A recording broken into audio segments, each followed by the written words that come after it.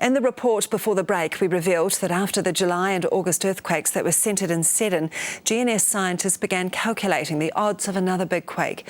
The results were, well, alarming, but they were kept from the public. Joining me now is Dr Ken Gledhill, a seismologist and the Director of GeoNet at GNS Science. Good morning, Dr Gledhill. Thank you for joining us this morning. Good morning. So, in Torben's report, we heard about the scenarios that essentially GNS Science said could happen in the wake of those earthquakes. Perhaps the most significant was the roughly 1 in 10 chance of a 7.7 earthquake striking again. Is that prediction still current? Well, first I'd actually like to make it clear that we did put a lot of information out there. We didn't withhold information, and on the GNet website we actually had the probabilities from day one. We talked about those scenarios in both media interviews and in public meetings where media were there. So it's not like anything has been hidden here. Well, the information really only came to light in the letters between GNS and the Civil Defence Ministry, and I think in one of those letters that Torben showed me, actually, it does say that there is concern among the Civil Defence Ministry that they have been told this and that information isn't public. They were concerned about the position that was going to place the government in. And I know the balance that you strike here between alarming the public and informing the public, and that's essentially what I'm asking you about here. Where do you walk that line?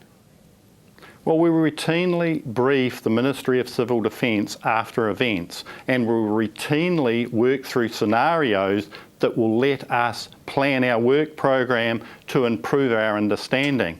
I think some of the issues we're dealing with here are actually the probabilities, which are, we could give you probabilities that within a region in central New Zealand, there will be earthquakes, there's likely to be earthquakes of a certain size. What we can't do with any scientific rigour is establish those probabilities for the individual scenarios. So the scenarios as presented in the briefing were just a list of decreasing probability. Yes, but they weren't per se made public, and this is the issue here, I think, because in this country now, I think we're pretty earthquake savvy. We know that you can't accurately predict earthquakes, but if we had been perhaps made aware, or maybe Wellingtonians or people in the Upper South Island have been made aware about the possibility, it allows people to plan. I'm sorry, and prepare. I disagree. We actually put all that information out there. I personally gave media interviews where these scenarios were talked about. The possibility of another quake, but to this degree. Did. Well, Civil Defence and the response to you, this was obviously a phone conversation, and the official information that we got, they then put this down on paper because they were slightly concerned about it. And, you know, nowhere were we talking about 7.7 quakes and the chance of a roughly 1 in 10 chance of that striking again in the wake of those earthquakes. We just knew that there might be some aftershocks. All I'm suggesting is that the public didn't know that a quake of this size could hit the region, and there's a 1 in 10 chance of that. Why are you concerned about warning the public to that degree? No, we put that information on the GNet website.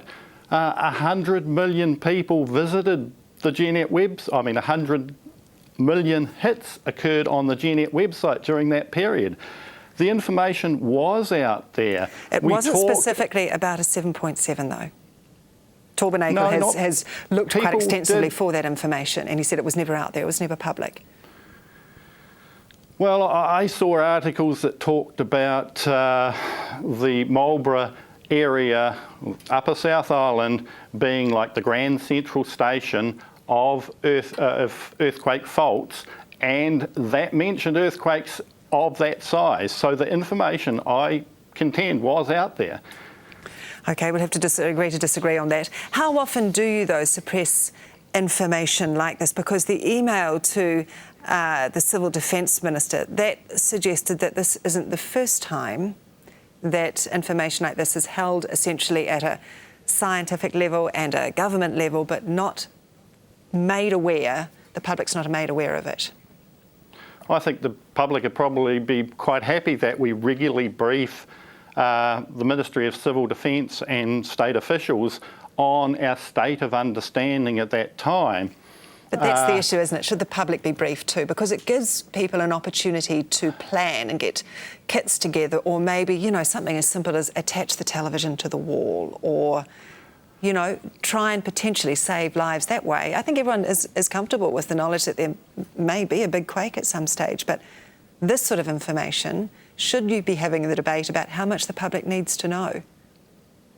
I think that debate is ongoing, but that I still contend the information was out there, and we certainly presented it. And we did talk about bigger earthquakes. So, and you know, if you look at New Zealand, it's formed from basically a train wreck between a couple of the Earth's plates, the Pacific and the Australian.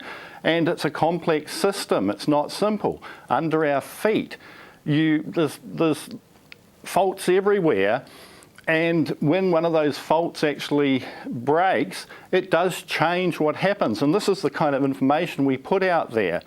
I don't think we've been actually hiding anything. We probably have told McDam the state of knowledge that we have, but it's also to inform them of the work that we're doing to try and understand the impacts of these events. So, for example, you talked about the Upper South Island faults. We can do relatively crude modelling that will give us an idea of the impact of events like that.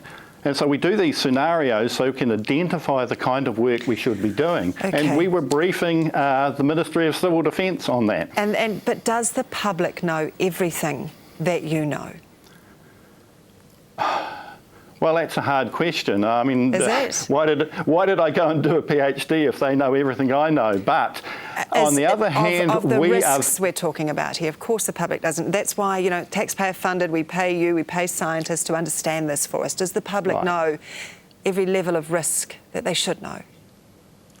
I think they're pretty aware of it after the Canterbury earthquakes, and they've become more aware of it after the recent earthquakes. I don't think the New Zealand public I think they do understand the level of hazard we live with in New Zealand.